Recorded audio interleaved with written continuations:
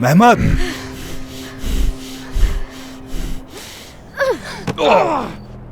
महमद कुछ सुना तुमने? जी करीम साहब, मैंने सुना। लानत हो तुम पर, खुदा गौरत करे तुम्हें। आओ जरा।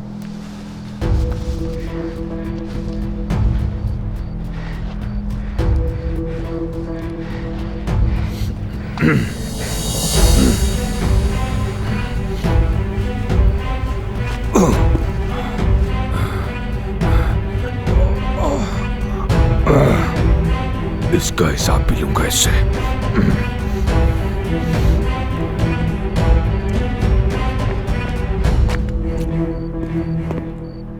लगता है बाहर गली से आवाज आ रही थी।